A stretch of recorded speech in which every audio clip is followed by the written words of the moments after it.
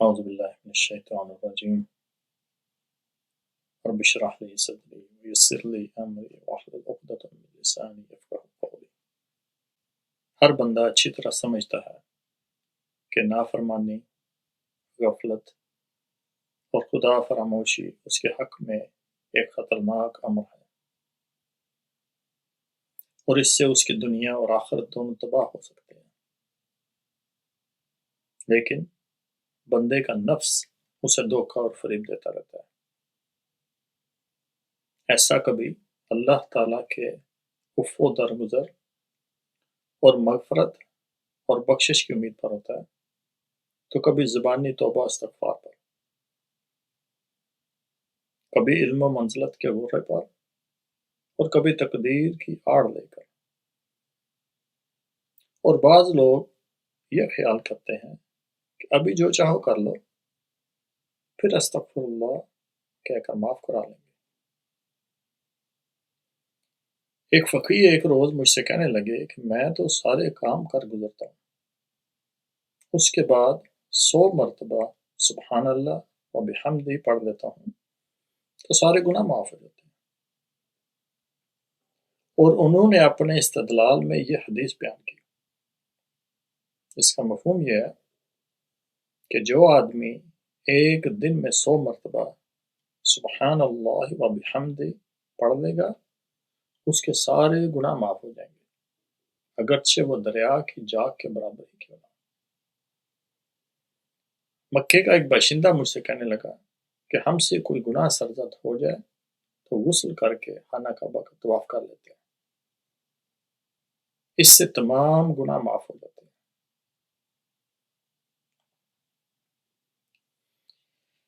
اس قسم کے لوگوں پر اگر گناہوں پر ملامت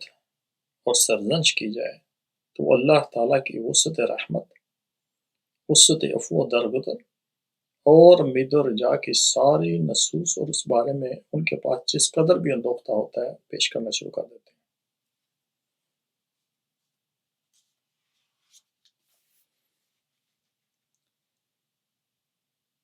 بہت سے لوگ ملیں گے جو مسئلہ تقدیر سے اپنا تعلق و رشتہ جوڑ بیٹھتے ہیں اور صاف صاف کہتے ہیں کہ بندہ اپنے افعال و اعمال میں بالکل بے اختیار اور گناہ کے ارتکاب میں مجبور محض ہے۔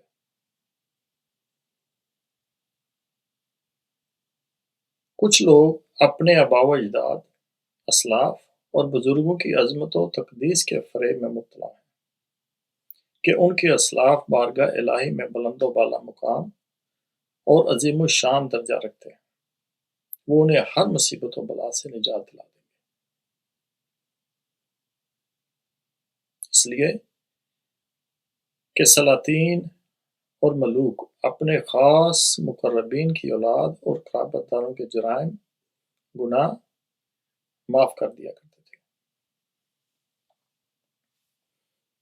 بعض اس آیت پر تکیہ کر کے ارتکاب جرائم کر رہے ہیں، جو سورہ الضحیٰ میں ہے، اعوذ باللہ من الشیطان الرجیم وَلَسَوْفَ يُعْطِيكَ رَبُّكَ فَتَرْضَىٰ، کہ نبی تمہارا پروردگار تمہیں اتنا دے گا کہ آپ خوش ہو جاؤ گے۔ اور یہ آیت پیش کرنے کے بعد کہتے ہیں کہ آپ صلی اللہ علیہ وآلہ وسلم کبھی اس بات پر راضی نہ ہوں گے کہ آپ کی امت میں سے ایک آدمی بھی جہنم میں جائے۔ ان لوگوں کا یہ کہنا ایک جہالت کی قسم ہے کہ آپ صلی اللہ علیہ وآلہ وسلم تو اسی بات پہ راضی ہوں گے جس سے اللہ سبحانہ و تعالیٰ راضی اور خوش ہوگا۔ اور جب اللہ تعالیٰ کی رضامندی اسی میں ہے کہ وہ ظالموں اور فاسقوں اور بد کرداروں اور کبیرہ گناہوں پر اصرار کرنے والوں کو عذاب میں مبتلا کرے، تو پھر یہ کس طرح ہو سکتا ہے کہ آپ صلی اللہ علیہ وسلم اس بات سے راضی اور خوش ہوں جس سے اللہ تعالیٰ راضی نہیں۔ کچھ لوگ اس آیت پر تکیہ کر بیٹھے ہیں جو سورہ الزمر میں ہے، اعوذ باللہ من الشیطان الرجیم ان اللہ یغفر الذنوب جميعا، کہ بے شک اللہ تمام گناہوں کو معاف فرما دیتا ہے۔ یہ بھی ایک بدترین قسم کی جہالت ہے، کیونکہ آیت کے اندر جمعیہ میں شرک بھی آ جاتا ہے جو تمام گناہوں کی جڑ ہے، اور بلا خلاف یہ مسلم امر ہے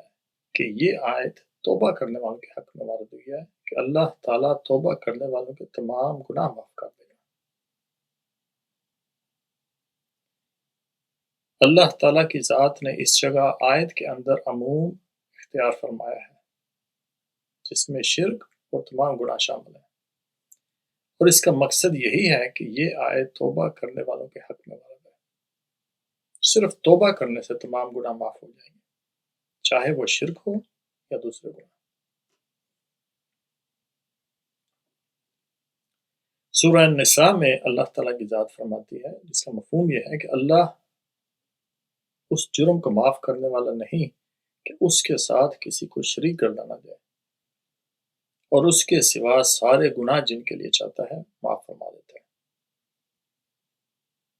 اس آیت میں اللہ تعالیٰ نے یہ خبر دی ہے کہ وہ شرک کو معاف نہیں کرے گا،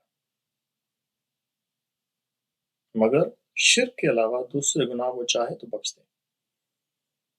یہ آیت اگر توبہ کرنے والوں کے حق میں وارد ہوتی تو اللہ تعالیٰ شرک اور دوسرے گناہوں میں فرق نہ فرماتا۔ بعض لوگ اس حدیث قدسی پر تکیہ کر لیتے ہیں جو آپ صلی اللہ علیہ وسلم نے پروردگار عالم سے نقل فرمائی۔ صحیح مسلم میں ہے کہ میں اپنے بندے کے حسن ظن کے ساتھ ہوں، جیسا وہ چاہے مجھ سے گمان رکھے،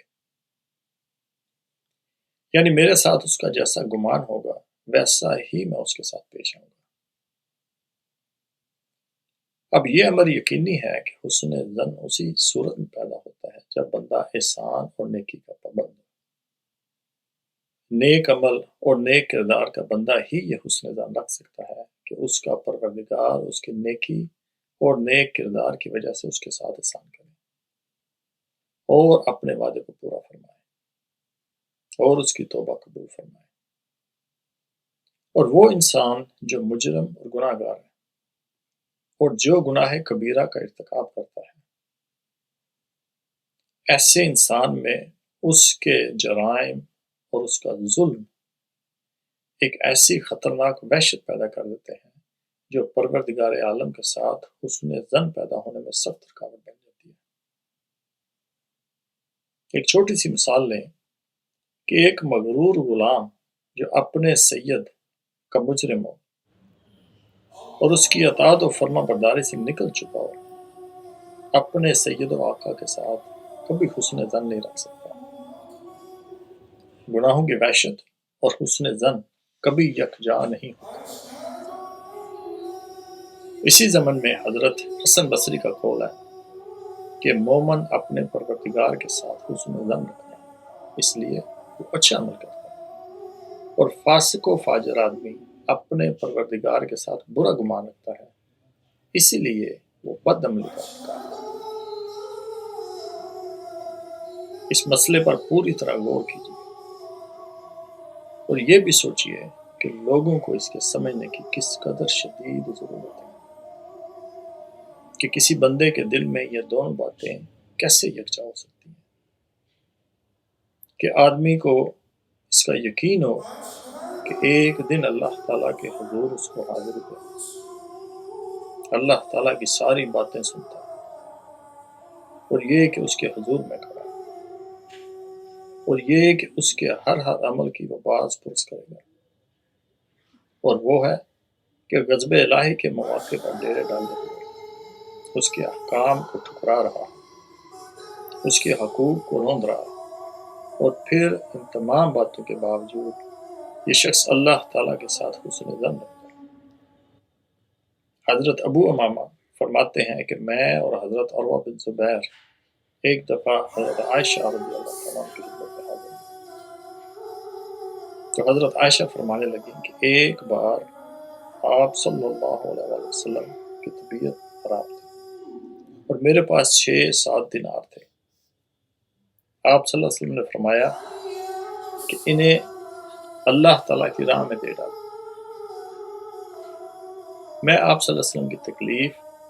اور تیمارداری کی وجہ سے ایسا نہ کر سکی، تاہم کہ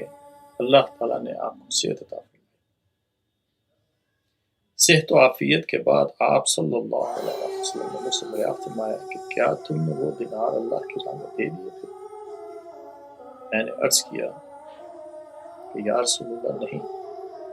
میں آپ کی بیماری اور تیمارداری کی وجہ سے ایسا نہیں کر سکی۔ اس پر آپ صلی اللہ علیہ وسلم نے فرمایا کہ اللہ تعالیٰ کے ایک نبی کا گمان کیسا ہوتا اگر وہ اس حالت میں اللہ تعالیٰ سے ملاقات کرتے۔ حضرت شداد بن اوس سے مروی ہے کہ آپ صلی اللہ علیہ وسلم نے ارشاد فرمایا کہ عقل مند تو وہ ہے جو اپنے آپ کو حقیر سمجھے اور مرنے کے بعد کے لیے، اور وہ بیوقوف ہے جو اپنی خواہشات کے پیچھے مارا مارا پھرے اور اللہ تعالیٰ سے بڑی بڑی تمنائیں رکھے۔ تو سمجھنا چاہیے کہ ہر شخص کو اس کی ضرورت ہے، بلکہ شدید ضرورت ہے کہ وہ حسن ظن باللہ اور فریب حسن ظن میں بآسانی فرق و امتیاز رکھ سکے۔ جیسے کہ اللہ تعالیٰ کا ارشاد ہے کہ جو لوگ ایمان لائے اور جنہوں نے اللہ کی راہ میں ہجرت کی اور جہاد کیا، یہی ہیں جو اللہ کی رحمت کی امید رکھتے ہیں، اور اللہ بڑا بخشنے والا اور مہربان ہے۔ تو اس آیت میں اللہ تعالیٰ یہ خبر دیتا ہے کہ ان چیزوں پر عمل کرنے کے بعد اللہ تعالیٰ ان کے حق میں غفور الرحیم ہے۔ بس حقیقت یہ ہے کہ عالم امید و رجا کو اپنے مقام پر رکھتا ہے، جبکہ جاہل اور احمق اسے بے محل اور بے موقع استعمال کرتا ہے۔ وما علینا الا البلاغ۔